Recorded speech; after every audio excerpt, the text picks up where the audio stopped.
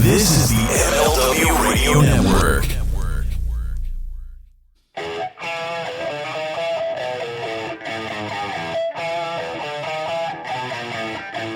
This is the Mind of the Meanie. Here are your hosts, the Blue Meanie and Adam Barnard. Peace, world, and welcome everybody to the Mind of the Meanie, your weekly peek into the world, according to former WWE superstar and ECW original, the Blue Meanie. We'll cover wrestling, music, movies, sports, and lots of useless knowledge, all contained in the Mind of the Meanie. I'm your tour guide, Adam Barnard, and he is the Blue Meanie. Meanie, what's on your mind, man? Man, it's a beautiful day in the neighborhood. Well, not really. In Philly, our favorite, one of the top cornerstones of Philadelphia cheesesteak world, Jim Steaks, burnt down today. Yeah. But, you know, if you're not from Philly, everybody shows Pats and Geno's, but don't sleep on Jim's. Jim's was really good. Yeah. And, yeah, you alerted me to that. Yep. You know, iconic Jim Steaks on 4th and South. There isn't a day you could walk down South Street and you can't smell Jim's from like a couple blocks away. It's like, I wish Yankee Candles would have made a Jim Steaks. Yeah. Candle, Yeah. you know, I mean, prototypical smell of what a cheesesteak should smell like. I'm looking at the fire right now. It's a 2-alarm fire. It was down on the 400 block of South Street, which is, I mean, literally in the middle of the shit down there. And it's an iconic location, like Meanie said. I mean, it's like you leave the TLA and you walk. I mean, I know every time I went to a show at the TLA, we'd leave and go either to Jim's or we would go to Lorenzo's, which was down the block, if that was still open. But it was like it's a rite of passage down there. When you go to South Street for the first time, you go to Jim's. That's just the way it works. And according to what I can see, like I'm sorry to interrupt, but what I've seen on the news right now too, on the 6 ABC report, and you know, I full disclosure, I was a firefighter many years ago. And so when I see something like this, I usually text my best friend Lane, who we were in the department together, and he alerted me that it was on fire. He's like, yeah, it looks like a total loss. And, you know, which in the industry, you call it a surround and drown. So that's essentially what they were doing. They're just drowning the place with water. And it's a shame. It's a shame, man. A few years ago, Lorenzo's burnt down too, and they just recently came back. But Jim's, man, holy shit. And a good friend of ours, Mrs. Meanie, was perusing the social medias, and one of our friends brought up a great point, man. All the autograph photos and stuff that adorn the walls there, like all the people who went through there and left off, you know, headshots and all that stuff they did, that's all gone. Yeah. You know, you can rebuild, which the owner, I was reading up the owner, the son of the original owner who's carrying on the tradition, said, you know, we're going to rebuild, but you can rebuild a building, but so many memories are in that building. Yeah. You know? Yeah. I plenty of times after, you know, we're partying at the Cylinder of Sin, the Travelodge. Let's go to Jim's. Let's get some steaks, you know, go down there. One of my favorite memories is, me and Mrs. Me were down South Street. There's a club called Lickety Splits, which is above some pizza shop right across the street from Jim's. Mrs. Meanie runs upstairs and goes, "Hey, I just saw a famous guy. He's kind of like Madden, but for baseball." I went, "Oh my God, Tommy Lasorda?" She's like, "How'd you know?" I was like, "He was on WIP today promoting his wine." She's like, "Yeah, him." So at the time, you know, the Phillies have been playing the Dodgers in the playoffs, and somebody made a LA Dodgers looking shirt. Yeah, you know, the LA logo, but they added an M and an E to it, so it says lame. When she runs up to me saying Tommy Lasorda, she just saw Tommy Lasorda go. The reason why I'm bringing it up, he went over to Jim's cheesesteaks. Oh, so I was like, I looked down and I'm wearing that lame shirt, the LA Dodgers lame. No. So we're like, anybody who's got a camera? You know, this is like, you know, this is how long that is. You know, cell phone cameras really weren't a thing then. So we grab somebody's camera. I go down there and we're acting casual. She's smoking a cigarette. I'm standing there. I got my coat covering the M and E, and Tommy Lasorda's walking by with his entourage. blitzed, they're hammered. He was in town promoting a wine, and I go, Mr. Lasorda, and thank God I was covering the M&E because somebody in his entourage went, oh, look, a Dodgers fan. I was like, oh, Mr. Lasorda, it'd be an honor to get a photo with you. He goes, make it quick, kid. Jesus. If I didn't want that photo, I would have told him to go fuck himself. Right. So we posed for Mrs. Meanie.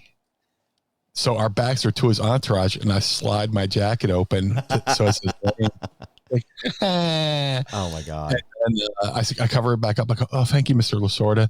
I heard you on WIP, and his friend's like, oh, we drank so much wine today. And I was like, and that, that's because of, they were going to, and he's got one of Jim's steaks in his hand. So one of my stories with Jim Steaks. That's awesome. Involved me ribbing Tommy Lasorda, who's kind of a grouch, or was. Yeah. Rest in peace. I'd love to see that. He's dead. Yeah, he's been dead for, I guess, when did he die? Let me see. I'm pulling up on Bloomberg here. Like literally just. He was 93. Did he? He's from the area. He's from Norristown. 2021, the beginning of 2021, he died.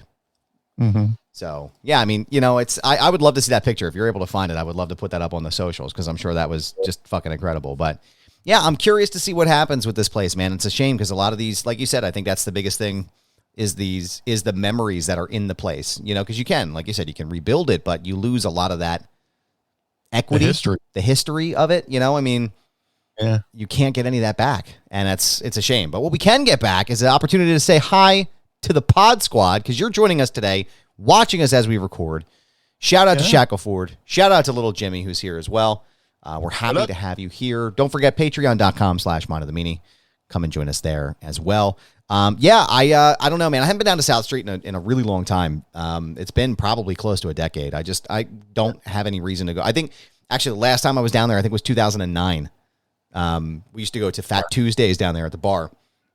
Yeah. And we used to, we would go to the TLA to watch, one of the bands that we were hanging out with play down there. And then we go to Fat Tuesdays and get shit faced. And then we'd walk over to Jim's and get a cheesesteak. And then we'd be fat and happy for the rest of the night. But, it was, again, it's like, you think about all these things that we talk about all the time, like these little, like Philadelphia pockets, you go to these little places and you're like, oh yeah, we were down here at Old City and we're, Mad River and, like Frankfurt Hall. And it's like, oh my God, I've heard of these places. And I'm like, oh yeah, I was just there last night. Like it doesn't dawn on you when I guess it's something just like rough and gritty about being at Philadelphia and going to some of these spots. But I wonder, however, the big news outside of Vince McMahon retiring, we've got a couple of big news stories that just landed like crazy over the past couple of weeks. It's been a lot of fucking wrestling news going on this past couple of weeks. So I guess we could start with the creative changes that took place inside of WWE. That's I guess this past week. Was it this week? Yeah. Monday, I think, maybe. Yeah, a lot of stuff happened this week, so it's kind of hard to digest which happened when. Right. I guess, yeah, so we'll just start with that. We're going to Triple H is now officially not just back as the head of talent relations. He's also the head of creative. And how do you feel about Hunter or Try or whatever you want to call him back as the head of talent relations? Or actually, I'm sorry, the back of the head of creative. I mean, well, as far as WWE was, he was head of creative NXT.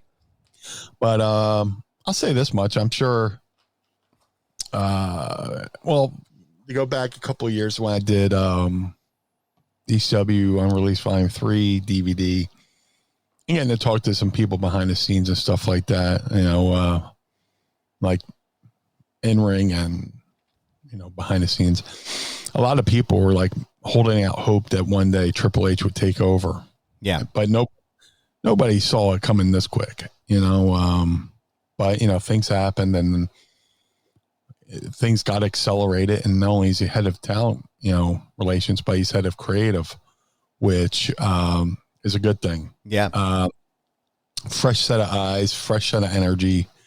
And look, the proof is in the pudding. Look at what he did with NXT. Yeah.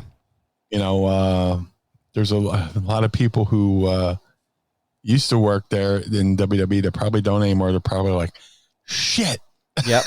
Well, I was going to bring that up, is that Fightful Select was reporting that there were a bunch of talent that are either currently with AEW or other promotions, and folks who have been released and haven't signed anywhere are now like, well, fuck, we wouldn't have left if Hunter was in charge. We would have stayed, and I think that speaks volumes to him as an individual and him in his processes. Yeah, look, I said it before and I'll say it again. Love Vince or hate Vince. He took the wrestling business to a level that others had previously tried and failed. Right. But there's got to be a point where you got to go, man, you know what? Time to, take a step back, willingly take a step back and hand it off, and just, go enjoy the fruits of your labor, go retire, stuff like that, and hand it off, and maybe stay on it as a advisor. Like, hey, I'm having this idea. What do you think? And stuff like that. But, with this, new insurgence of youth, and I mean, he's not a young guy, but he's not old either. He's very seasoned. He's very seasoned, whether it's in the ring or running NXT. He's got a lot of experience now, and that's a good thing. And I think we won't see media changes right away. You don't want to go ballistic and confuse things. But this past Raw, we saw like the show opening with a brawl, which was nice. Which is a nice change of scenery. And, and to watch the feedback, it's like, folks, chill out. They're like, oh, well, they did one new thing, and then the rest was the same old WWE. Well, yeah, we're a week out from SummerSlam. Well, also, too, we're a week out from the fact that Vince McMahon just retired, right? Like, how much of that, and I don't mean to cut in, but it's just like, how much of that is because there were ideas and stuff that was already kind of in play? Right. That's that's what I'm saying. It's just like you already have things in play. You already have things etched for this pay-per-view. And then, everybody, we were on the air when, there's this story I broke that, Brock left, but, later in the night he had returned for SmackDown. So who knows if that was just like a red herring to fuck with people. Right. But, I can see, or even if he did leave, I can see Vince going, well, Brock, just come on, pal, just go on back and do the deal, so. But, you're not going to see immediate changes right away. You don't want to just go ape shit and just confuse things. But right. Over the course of time, you will, once you go back and realize what it used to be, you'll slowly start realizing the changes and see how, things will change over the course of time. You just got to give it a little bit of time. You just got to let it play out a little bit. I know that's the big phrase that let it play out. But like legit, we're not even 2 full weeks removed from the news. Actually, right. I think we're a week today from the news. And it literally just started. I mean, I'm reading stuff from in front of the show. John Alba's down there covering the Nashville events and also with StarCast. And he's talking to Paul Levesque tonight.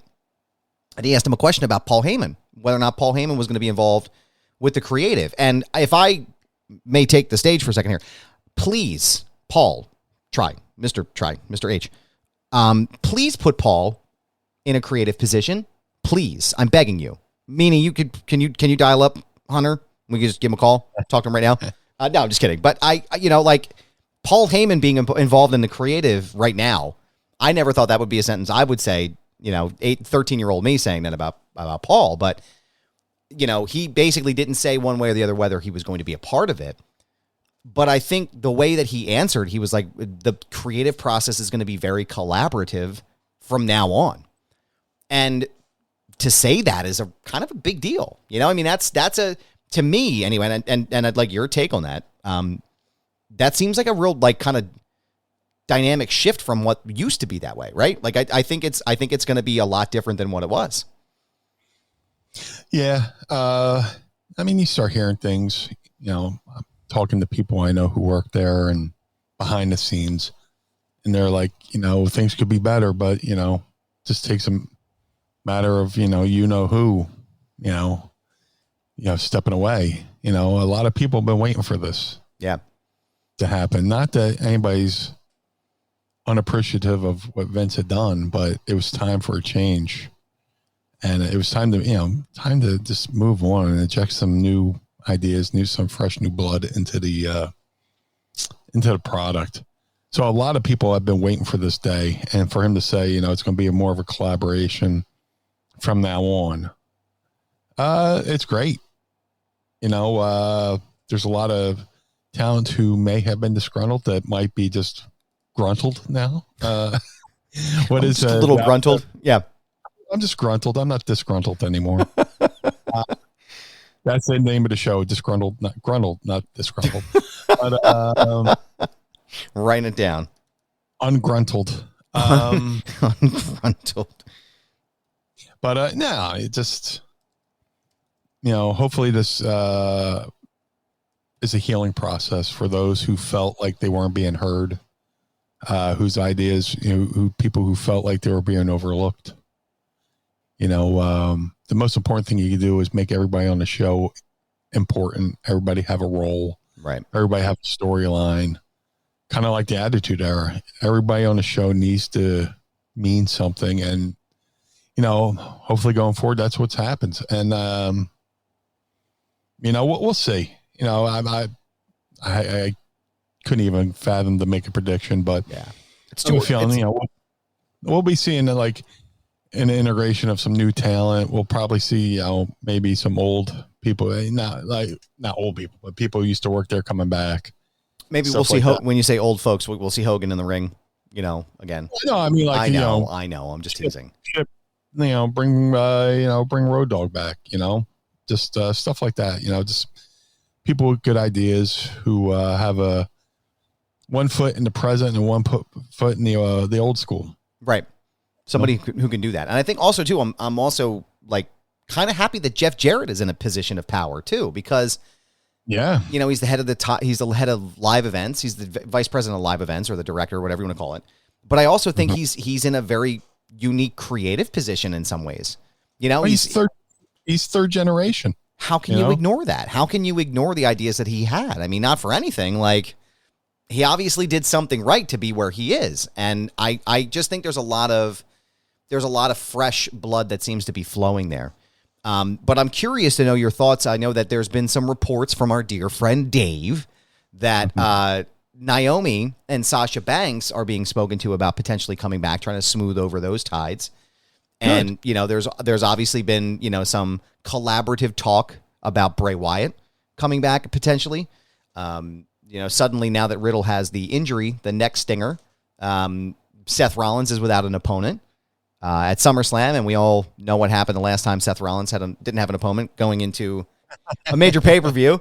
But I'd be curious to see if Bray came back. I mean, honestly, like it seems like the possibilities are endless. But the other thing I wanted to talk about before we transition into the next topic was Tony Khan made some comments after I think it was the Ring of Honor Death Before Dishonor pay-per-view. They were doing the media scrum, and someone asked him, now that Triple H and Stephanie were in charge, if it would be possible to eventually see that collaborative world open up between WWE and AEW. And I know everybody constantly talks about it, and I'm just curious to see if that's actually going to occur now, because it seems like maybe Triple H would be a lot more open to those kinds of things.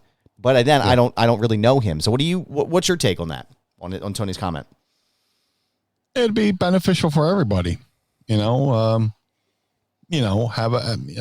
can literally have a WrestleMania or a Super Bowl of wrestling where you're going to have the ultimate, night of champions, where, the best of all the promotions championships from, WrestleMania, from WWE, AEW, Ring of Honor.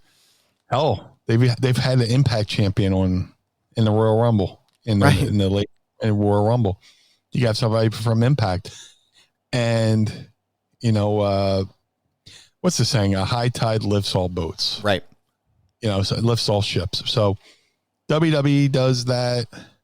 Have a little bit of a cross promote. I don't know how the networks would look at that, but I think it still would be mutually beneficial. And but But the thing is, I don't want to see it coming. I just want it to happen, you know? I was just going to say, that's kind of how I want it. I don't want to know what's going to happen. I don't want to know what's going to take place. I just want to see, I just want to see MJF walk through the curtain. You know what I'm saying? Like, that's all I want. I mean, why not? And it could play, dude, if MJF walked out on Monday Night Raw and all they have to say is, what is he doing here? Are we allowed to show him on camera? Can we get sued? Right. And like, just have the cops grab him. Yeah. Yeah. Have it real Scott Hall style. Yeah. That could be a true NWO like moment, you know. Oh my God, he's from the other company. Are we allowed to show him? You know, that kind of shit, you know. Fuck, man. And it brings intrigue. It brings, you know, oh my God, what was that? The butterflies, you know, the bubble guts, you know, of the excitement of seeing something unexpected happen like that. But you know, the whole thing too about it, I just kind of sparked in my head when you said that. Have CM Punk be Hollywood Hogan, but let him come in and just say whatever he wants. Yeah. You know what I mean? Have Punk come in and just talk shit and just rip the place apart. Have pipe bombs every night. Oh my God, dude. That'd be unbelievable. Yeah. Unbelievable. That's the one guy I don't see participating in it because, you know, oh, well. Now that Vince is gone, maybe. Well, no, I think he had the issues with Triple H as well, but who knows? I don't know. But yeah, there's so many, you know, scenarios that you can play out that would be exciting and fun, you know. Speaking of scenarios, I'm thinking about transitioning into our next topic, wrestling related. Got the news the other day, this was Monday or Tuesday, that WrestleMania 40 is going to be held in our city, the city of brotherly love, Philadelphia, Pennsylvania, at the Lincoln Financial Center. And I have one question to ask you, Blue Meanie. When are they going to announce you for the Andre the Giant Battle Royal? Is the question. Because now my mind is spinning, right? Like, I'm like, Hall of Fame, single induction, Blue World Order, and ECW original. So you're a three-time, count them, three-time Hall of Fame entry. You go, you put over somebody new inside of the Andre Battle Royal. Fuck it, actually just win it, and then you're out there representing our city, and then you get to stand on the stage and do the whole thing three times with the Hall of Fame. I, for one, am here for it. Hey man, well, I definitely think there should be some kind of recognition for ECW at WrestleMania 40 in Philly, you know, especially with the Hall of Fame. Hopefully there's like a ECW class, you know, and, you know, especially being part of the BWO and stuff like that. It would be awesome. Again, that's not up to me. That's up to the higher powers within the WWE, but it's going to be great. You know, when WrestleMania comes to a town, the city as a whole benefits. You know, they're going to come into town, say Thursday, and they probably won't leave until Wednesday. Right. They bring the Hall of Fame, they bring SmackDown, they bring 2 nights of WrestleMania, they bring a Monday Night Raw, and then of course, you know, every independent promotion will descend on the city of Philadelphia. I'm sure the 2300 arena will be booked to the gills, so to speak. Which I'll be there this Saturday for Icons of Wrestling. This Saturday, August 6th. But you know, that building will be running nonstop for sure. WrestleMania week. But it's gonna be awesome. You know, hopefully I can work some kind of magic and have some kind of involvement somehow. Just because I'm a cheap date. It's Philly. We could walk. We could catch the train right up to the fucking link. We'd be fine. Yeah, you know, I was part of WrestleMania 15 that was here. But like I said, ECW being a huge part of the, you know, wrestling history. ECW being the thing that kind of fired up the Attitude Era. You know, Vince like, oh, we always had that. Well, yeah, no, not really. Did you though, Vince? Did you? No. Yeah. I mean, without ECW, there might not have been an Attitude Era. So hopefully, you know, there's some kind of acknowledgement along the lines, you know, that weekend. So for the I guess the question would be for me is the only person that could induct you guys, because obviously we know in some capacity they're going to acknowledge. I'm just putting it out into the fucking universe right now, man. Like, that's what I do. I'm going to manifest this shit. We already know some capacity of the Blue Meanie is going into the Hall of Fame in WrestleMania 40, right? Other than obviously, the Bluest Meanie, who else is on your list to go in as an ECW class? Like, do you think they do it as like a group? Who would you want to? I mean, who do you think? Obviously, it would have to be a class, right. Even if it's like the barely legal class, which was ECW's first pay-per-view, the Dudley's already in, so they could be a 2-time. Right. RVD's already in, so that would make him a 2-time. Probably have to get Lance Storm, the FBI, Shane Douglas, Francine. Taz, you'd have to put in there. Taz, BWO, the ECW as a whole, there's, the people who were there, during the, during that the time. hottest, between 96 to 99, 98. I know I'm kind of messing around here talking about Meanie going into the Hall of Fame, but I'm being serious now. I'm being genuine. Like, as someone who grew up in the Attitude Era and as someone who watched you guys religiously, it's long overdue. An ECW class in any capacity, right? They've recognized the Dudleys and they've recognized RVD. Paul Heyman obviously has to go into the Hall of Fame at some point in some capacity as well. But like, it just feels like lots of WCW guys have gone in, right? Lots. Tommy Dreamer's got to go in, right, right. And you just at some point you just have to acknowledge, like, okay, we got a lot of guys from ECW that we need to catch up on.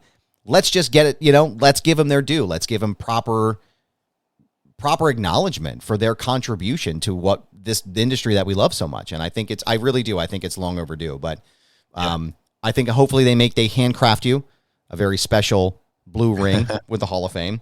I'm not fucking stopping, man. I'm going to go. I'm pushing this, man, every week. We're going to start a hashtag right now, Meanie Mania 40. I'm going to tweet that shit. What is it now? What is it? It's July of 2022. You got like another year and a half of this shit, brother. It's going to be fucking, you know what? We're going to do it. We're going to do it, and we're going to do some celebratory farts. I can't remember what regular air smells like. In preparation of your Hall of Fame speech. Yeah, dude, it's going to be a good time. Yeah, I'm looking forward to it, man. It's going to be fun. A few people have already reached out. Like, I just did an interview locally with KYW News, which by the time our show airs Monday, I think it's happening Saturday. I'm going to be on KYW News. I was on WIP, 94 WIP, the local sports station, talking about what it means for WrestleMania to come to Philly. And like I said, hey, I'm a cheap date, so man, just I know Honky Tonk Man turned down the Hall of Fame because it was in his hometown. He's like, no, I want them to fly me. You don't have to fly me. I'll take an Uber.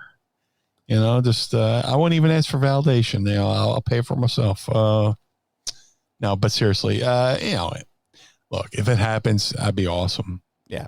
But ultimately it's not up to me.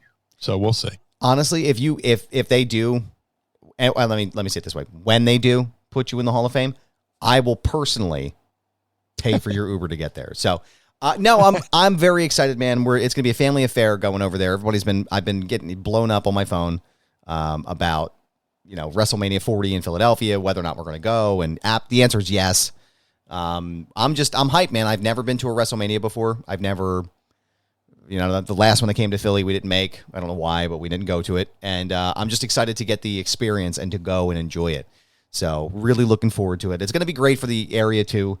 You can't ever have enough wrestling at one time. But, boy, I'm fucking hyped. Also, speaking of being hyped, Vanessa is here with us as well. She just saw Virgil. Just saw Virgil down there in Nashville, but no sign of Josh. But I did get a photo on my messenger from Shackleford. Here he is. There's Real Dad right there inside of Nashville. Josh Chernoff down there with Shackleford with a tie. Speaking of Virgil, I saw Virgil last week at Legends of Hamburg, a top-notch wrestling convention. I had a great time. That's awesome.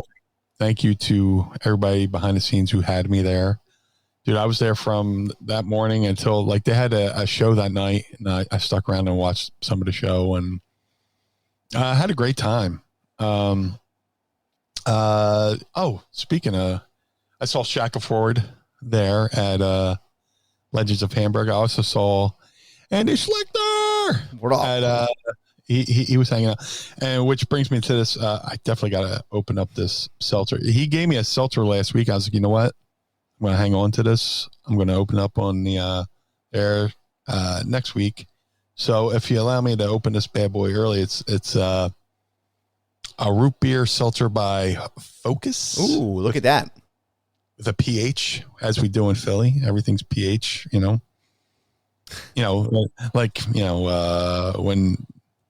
the 2008 Phillies won the World Series, a bunch of shirts that came out said finally with a pH. So, I'm going to have to open up this bad boy. What's it say? It says naturally energizing sparkling water. And I believe it has a little bit of caffeine in it, too. There you go. Hopefully it doesn't energize your colon too much. No, caffeine from tea. So we'll see how this works. So 3, 2, 1. Excellent. Man, that sounds delicious. I picked the wrong week to clip my nails. So. I'm somehow ended up on Jim Steak's Twitter while I'm pulling up the Ask Meanie questions, and I'm just seeing that they're posting stuff. They're just talking about how, they had a bad day, and everybody else is safe, which is great. And I don't know when they'll be back in business, but it's going to be quite some time, I'm sure. But how's your seltzer? I drank it too quick. Do you ever drink something so quick that your whatever pipe that goes down that expands too quick? Yes. So I'm like, ooh. Sit there and you do this whole thing where you're like, oh, fuck, I'm choking. But am I choking? I'm not. Yeah. Is that a heart attack? Maybe. No. Very good. Very good seltzer. So thank you to Mr. Schlichter. Also, I got to give a shout out. Thanks to my friend Nick Clark from Nick Clark Art on Instagram. He gave me a really cool shirt design, which is I just have up at ProWrestlingTees.com/Blue Meanie right now. He redid the Van Halen 1984 album cover. Cool. But it's baby Blue Meanie. And instead of smoking a cigarette, I'm there with my blue pitcher and a beer at McCusker's. So that went up on Pro Wrestling Tees, and it's got a really good reaction. But I also want to, pay it forward to Nick, who just made me this cool piece of art. It's not like I went to him. I was like, hey, can you do this? He did this. He just did it. He's like, I want to make some Blue Meanie art, and showed it to me. I was like, oh, dude, I love it. So it's up on Pro Wrestling Tees right now. And, I'm very fortunate. I got a lot of great artists who are, my friends between, Nick Clark, Schlichter, Bill Wood, Howie Noel, so many guys. Hal Haney, know. So many talented friends. I was going to say, I see your Hal Haney picture right behind you there on the right side. Yeah. So I talk to him almost daily too. It's cool. We basically talking memes. So I think that's when you made it, is when you get a Hal Haney photo. That's what I'm waiting for. I'm gonna wait till I make it there. No, I mean it's exciting. I love the design. I thought it was super dope, especially after our Van Halen conversation. And I really enjoyed it, man. I thought that was pretty cool. What else is going on, man? What else is happening in the world of the Meanie? Oh, well, I mean, I did Legends of Hamburg. I got Icons of Wrestling this Saturday, which will be fun. I'm still looking forward to going to London for the Taylor Hawkins tribute show. Any issues with that? Getting, you have your passport. You and Mrs. Meanie have your passports and shit, right? Yeah. Oh, yeah. Yeah, that's the first thing I checked. Got tickets. We got flights, tickets, hotel. Waiting to do that. But yeah, things are going well. I'm enjoying the summer, what's left of it. I love football, but it makes my summer. The only thing I hate is it makes my summer fly by way too quick. It's already almost August. I'm just like, son of a bitch. I had been waiting for summer to start, and now it's almost over. I know. It happens every goddamn year. Dude, the kids are going back to school. Like, my birthday is on Friday, and then this Friday coming up, and then the kids go back to school in 2 weeks after that. I'm like, what the fuck? How did, with literally just Like, I just went back to work after my fucking, paternity leave, and now it's the end of the summer. It's just nuts, man. It seems the older I get, the more the time just literally flies by. It's like literally, it really pisses me off when I see the back to school shit in the store because I go, fuck. Yep. I don't want to think about it. I don't want to think about summer being over, but summer's my favorite time of the year. Even with with that fucking heat wave we just went through. God. Bro, that was fucking brutal. Dude, I'm telling you, man, every time I got off, like this morning, I was late for work again because we had this crazy thunderstorm last night. And at some point when I got on the train, because I take the train down here from Downingtown, I guess it was the old R5 and that's Paley Thorndale, which is fucking stupid. And I get on the train, I'm going to Downingtown, and then right between Downingtown and Whitford, the fucking train falls on the train tracks. Actually, between Downingtown and Malvern, a train fell down because of the storm. And they're like, oh, wait, hang tight, guys. We're going to get the tree off. And I'm waiting, and I'm waiting, and I'm waiting. And nothing happens. And we're just sitting there. It's an hour and a half going by. I'm like, what the fuck, man? So I had to get off the train and let us off. And then Courtney had to come and pick me up so I could get my car from Downingtown and then drive to work. So it's like, but every time I get off at 30th Street, the sun's hitting me in the back. So it's cooking me. And then when I leave 30th Street, because the sun sets in the west and I'm in West Philadelphia, I'm fucking getting my ass handed to me again. It's brutal. It's awful.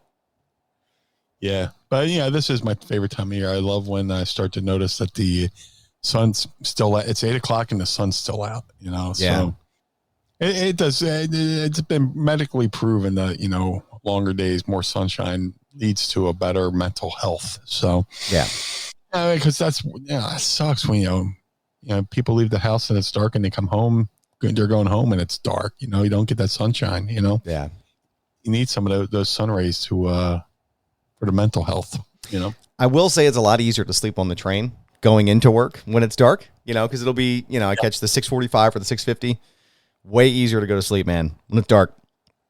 Because you wake up and you're like, fuck, man, the sun's finally coming up. Now everything is fine, But Vanessa said that she's setting up pumpkin spice stuff at work. And I got to tell you, man, I'm a pumpkin spice lover. Yeah. Can't help it. I'm not as hardcore as I used to be. Like, I used to get pumpkin spice everything. Yeah. Well, that's when I was actually having them dress my coffee at, Dunkin'. But now that I just order it straight up black because, now I'm a bitter old man. So I want my coffee so strong, it shows up on a drug test. Nah. They're like, what would you like? I was like, I want to be able to punch daylight. So I used to always get the pumpkin spice stuff in there, but then I start realizing I'm asking people to make my coffee who probably don't drink coffee. Right. I realize, the balance of, I don't want to sip it and go into a sugar coma, just like, oh my God. Diabetic shock. Just like, fuck, man. My whole body's shutting down. No, thank you. No, man. But just this is my favorite time of the year. I'm looking forward to SummerSlam. Little inside baseball. We're recording our Friday. SummerSlam's tomorrow night. Yeah, why don't we we should make this a segment when we record before pay-per-views. You see how well we did the next week. Let's pull up the card and see what we can come up with here. Give me 1 second as I Google this. I'm jumping into the internet here, which is never safe. Oh, yeah. All right, let's see here. Oh, I saw Cody Rhodes for a second. I got excited. All right, so here we go. Here's the official card for SummerSlam 2022. Meanie and I's predictions. They might be right. They might be wrong. We're not sure yet. So the first match on this list here is Logan Paul versus The Miz. And I don't see anybody going over but Logan Paul. Yeah. They're paying that guy a lot of money, and I don't know how he could be the babyface in this match. They're both heels. Yeah, and he doesn't want to be a heel. That's what he keeps saying. Yeah. He's like, I don't want to be a heel. Dude, you have no choice. They're gonna make you a heel, brother. They're gonna fucking no. He's just a natural heel. There's just I don't know him from anybody, but people just don't like him. Yes. And that's not me, saying I don't like him. I'm just saying people just naturally don't like him and his brother. So there's no way he's a babyface. No. Even if he tries. No. Liv Morgan and Ronda Rousey for the WWE SmackDown Women's Championship. Meanie, I'm going to let you take this one first. I want to go with Liv. I feel like it's the right choice. Yeah, I'm spitballing here. Yeah. We're just because it may not be right. It may be wrong. Who knows? Yeah. Bobby Lashley versus Theory for the United States Championship, and every ounce of me wants to see Bobby Lashley beat the ever-loving shit out of Theory. Meanie, what's your call? I could kind of see this happening to Theory. Could this, like Roman Reigns says, Daddy's not here anymore. So maybe this could be like one of those Theory goes down a storyline. Well, no, he's. Well, look, Theory's got the money in the briefcase thing. So I'll say this: if Bobby Lashley wins the United States, well, Bobby's got the United States, or yeah, Bobby's the U.S. champ. I'll say Bobby wins. Theory will try to cash in on SummerSlam night. I agree. Yeah. Pat McAfee and Happy Corbin. I say Pat McAfee. Yep. He kind of got job. He lost that Mania, right? No, he won. He beat Theory at Mania. You couldn't tell because, Vince beat him up and all that shit. Right. Vince won that match. He kind of got jobbed out. I'm still going to go with Pat McAfee. Yeah, I think that's the right answer, too. The Mysterios versus the Judgment Day. I feel like Dominic's going to turn. I'm going to go with Judgment Day. I got to go with my boy Damian Priest. I'm still not sure I'm hyped on Finn Balor in this position, though. I'm not sure it's sold on me yet. I guess because Edge was so good at it, and it made a lot of sense with Edge being in that position. And I'm still trying to get used to this idea of Finn Balor being in that role. But I think this is finally going to be the time where, who knows, maybe they're making it build up that Dominic's going to be the one that turns, and maybe it's Ray. Maybe it's Ray that turns. I don't know. That'd be weird. Yeah, it would be weird. I don't see that happening, but I'm going to go with Damian Priest and Finn Balor. A match containing all four of these guys could potentially be in a match in the future for the World Championship. Jimmy and main event Jey Uso versus the Street Profits, Angelo Dawkins and Montez Ford. All of these guys are future Hall of Famers at the very least, but I could see them all being in the championship picture at some point. Who you got on this one? I say Usos win. This might lead to the Street Profits splitting up. Yeah. I feel like Montez Ford's going to turn. Montez Ford has been putting on some very good muscle mass, which tells me he's preparing for a singles push. Right. But I also don't want to discount Angelo Dawkins either, because he's been really showing up. I don't think there'll be like a turn. I think there'll just be a natural parting of the ways where they don't totally acknowledge it, but they just start having more singles matches apart from each other. Right. Absolutely. I could see that. I mean, I don't think the Usos are going to lose the titles. I don't think there's any reason for them to lose the titles at this point. Right. Bianca Belair versus Becky Lynch. I'm going to say Bianca. Yeah, me too. I feel like Bianca's got the story there. Yeah. Who do you think Seth Rollins' opponent's going to be? And this is great to fantasy book because we have no idea. I'm going to say Sami Zayn. Yeah, I wouldn't be disappointed by that. Yeah, just Sami Zayn's, he's kind of a heel, but he kind of gets over as a baby face, because he's naturally just goofy that you can't help but to cheer him a little bit. Yeah, you can't help but to enjoy him. I'm gonna go with Bray Wyatt. That's my pick. I think Bray Wyatt's gonna show back up, and place is gonna fucking go ballistic because it's SummerSlam. Something big's got to happen, right? Yeah. Speaking of big here, the main event, the last man standing, last time ever, quote unquote, is what they said about The Rock and John Cena, and they ran that back a couple of times for the WWE Undisputed Universal Championship. Roman Reigns and Brock Lesnar. I'm going to say Roman Reigns because I definitely think this will be probably the last time we see Brock. So, because if he doesn't want to work without Vince McMahon, they very much just said who's winning that match, because Brock considers Vince a father figure. He basically came back to work with Vince. He quote unquote left saying if he's out, I'm out. And I think he's coming back just to do business. Do the right business with Roman. And then, maybe right off into the sunset. It's hard for me to call it this one, to be honest with you. I've been kind of back and forth on it for a while. I still have a feeling that Brock is going to go over. I don't know why. Maybe it was the action figure reveal where he had the blue and the black belt together. I still see more of a storyline with Roman and Cody than I do with Brock and Cody. I don't see, but the thing is, it's complicated for me because I don't see anybody holding on to the belt for much longer, right? My thought is Brock's going to win. Theory tries to cash in, and Brock just fucking decimates him. Just destroys him. Mm-hmm. And then Brock goes to the Clash at the Castle and drops one of the belts to Drew. I could see that being a potential possibility because I don't see the match with Roman and Drew. I thought Drew was working, what's his name? So Drew is working with Sheamus right now. They're actually, as we're recording this, they're going to have a match tonight.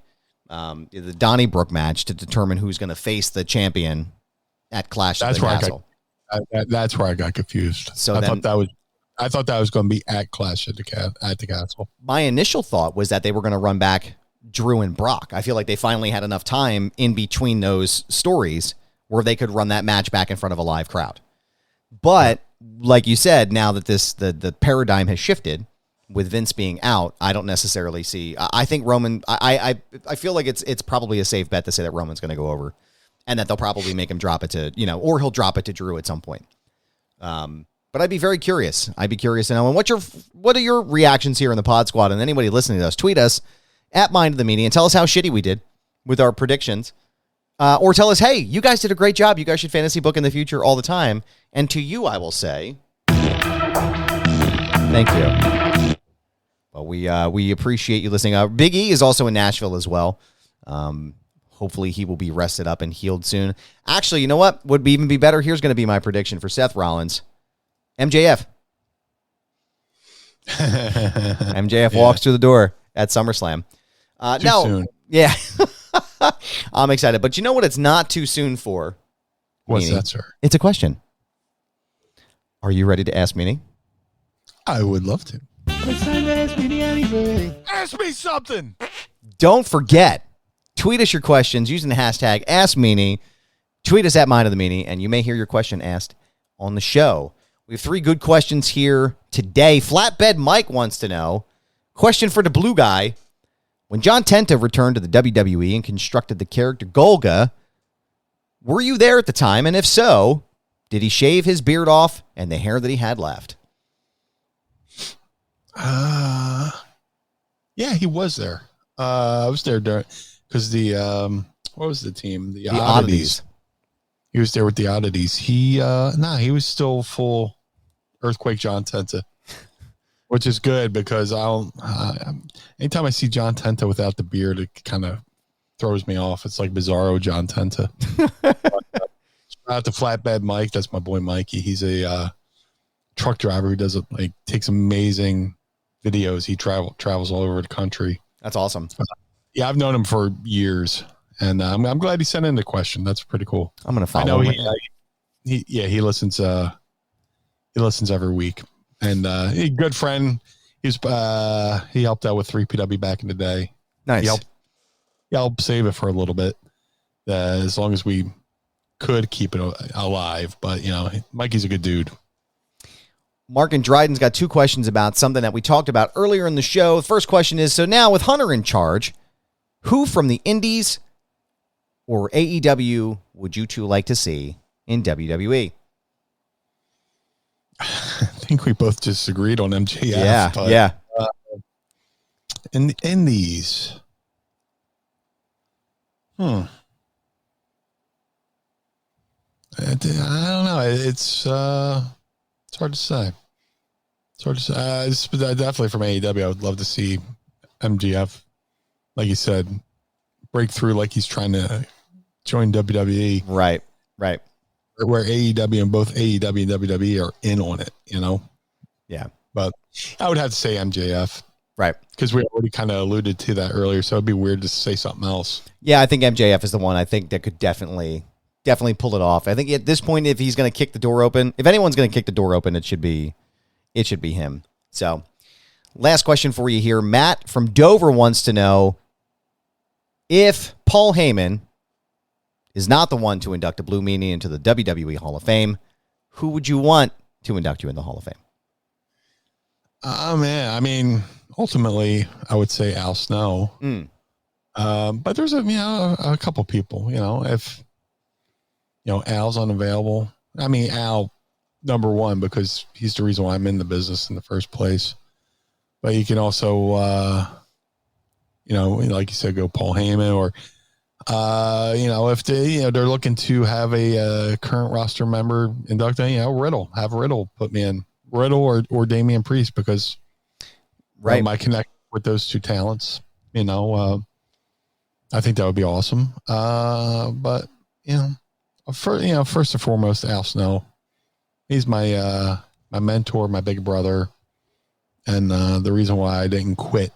After I took my first bump, I almost gave myself some shin splints. But definitely, it would definitely have to be Al. Yeah. I could see that, but I would also see it being a very fun event to have Damian and Riddle say something nice about you during the event as well. Oh, it would be very nice. Riddle has said some very nice things about me since he's been up there, crediting me with, being one of his coaches and stuff like that. So that's very flattering. And Damian Priest is a good dude too. I love them both, and I'm so proud of them both. Damian Priest has the scariest fucking voice I think I've ever heard in my, I imagine him just always being that way. When he was when he first got started, was there any, because it seems so natural for him, and it seems like he's the kind of person that just has like that when he speaks. Was it difficult for him to speak at first, like on a microphone, or was it always just kind of naturally there? He always had this natural charisma. There's other things, we worked with him on. I mean, he had already been in the business for a little bit by the time I got to him, but just retooling some of the stuff, and giving him advice, where with Riddle, I pretty much had to, I look at Riddle as, if he was a computer, I had to rewire or reprogram his motherboard. Interesting. From MMA to pro wrestling. Yeah. Because in MMA, you're trained not to sell. Right. You're not to, no sell. You're not, so if you're hurt, sell it. And if somebody goes down, it's attack. Where in pro wrestling, it's good to sell. But also, if somebody takes a bump and they're selling, you got to let them sell so the fans can see, see the register, so it registers with the fans. Where in MMA, if you see a weakness, you have to attack it and try to take them out. So had to break them out of that habit of kill, no sell, no sell. So. Right. Well, what I can tell you is that we are not no selling our love for the Pod Squad and everyone who's listening to the show here. And I absolutely love our Ask Meanie segment because it gives me a chance to pick Meanie's brain a little bit more in depth than we do on the show. But don't forget to tweet us your questions at Mind of the Meanie using the hashtag Ask Meanie, and you may hear our radio voices asking and saying your name. But Meanie, we're both going to be at Icons on Saturday. Yes. Come and bother Meanie. I'll point you in the direction of Meanie. You say hi to me. I'll be like, oh yeah, Meanie's over there. And be happy to say hi to anybody. But Meanie, where can everybody find you on your social media? If you would like to follow the Blue Meanie on all forms of social media, you can go follow me on Facebook, Twitter, Instagram, and TikTok, which eventually I'll get to, at Blue Meanie BWO. You can follow me on there, see my daily thoughts and musings. If you would like to support the Blue Meanie, go to prowrestlingtees.com/Blue Meanie, where right now you can go up there and get the Meanie 1984 shirt with the wonderful artwork of Nick Clark. If you want to help support Mind of the Meanie, you can also go to prowrestlingtees.com/Mind of the Meanie. Every dollar you spend there goes right back into us keeping the lights on here at Mind of the Meanie. Hey, if you want to go get another t-shirt, go to besides, prowrestlingtees.com/Blue Meanie, /Mine and Me, go to collarandelbowbrand.com.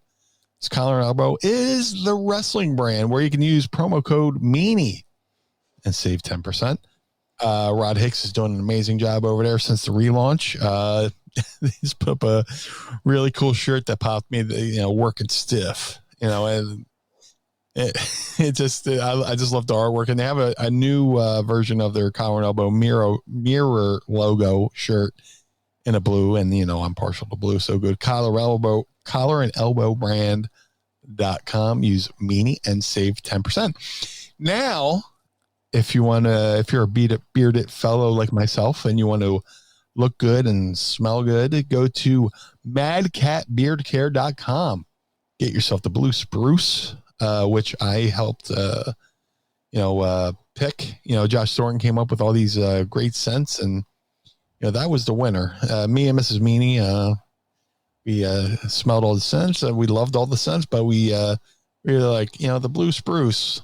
That's the winner. So. And even if you're not a bearded fellow, or you're a woman who has a bearded fellow in your life, go to madcatbeardcare.com and get the blue spruce. All the money goes towards taking care of feral cats. So if you're a cat lover like myself, it's a win-win situation. And finally, like we alluded to earlier, this Saturday, August 6th, I will be at the 2300 in South Philadelphia with tons of other great talents. I'll be at the Icons of Wrestling convention. So I'll have 8x10s, limited edition posters. You have to come and see which ones I got. I'll have the Mad Cat Beard Care Blue Meanie Blue Spruce Beard Oil. I'll have some BWO shirts and plenty of more items. Go to iconsofwrestling.net to get your tickets, or you get your combo package and stuff like that. And come say hello to the blue guy. But more importantly, Mr. Barnard, where can we follow you? Well, thank you, sir. I appreciate that. You can follow me on Instagram and Twitter at This Is Goober. Yes, it's my handle. No, I'm not changing it. It's a brand, pal. You can also listen to my other show, Foundation Radio, by going to foundationradio.net. I just finished up a fantastic interview that's going to air this Tuesday with the director of the documentary series that just aired on Discovery Plus, Alex Holder, which is about the end of the Trump presidency and the 2020 election. It was a fascinating and fantastic conversation. I can't wait to release it. You go ahead and check it out. It'll be out on Tuesday, which is the day after this show. So stop here when you're done, if you're listening on Tuesday, and jump to my show, Foundation Radio, at foundationradio.net, or wherever you stream your favorite podcast. Go to prowrestlingtees.com/Foundation Radio. Pick yourself up a shirt and support the show to help keep the lights on at the Barnard home for wayward and troubled youth. Again, This Is Goober, Twitter, Instagram. Don't forget to sign up right now. Become a member of our pod squad at patreon.com/Mind of the Meanie. Follow the show on Instagram and Twitter at Mind of the Meanie. Eventually, we're going to branch out into Twitch. Feel that coming down the pipeline pretty soon. We're going to branch into some other areas. We're going to maybe do TikTok, or TikTok Junior, which is now Instagram. I'm not sure yet, but we're going to figure it out. But Meanie, as always, sir, I want to thank you for your time and doing the show with me, the Pod Squad. I want to say thank you again for the Blue Meanie. I'm Adam Barnard. Join us again each and every week as we take a trip through the mind Blue World Order of the Meanie. Peace.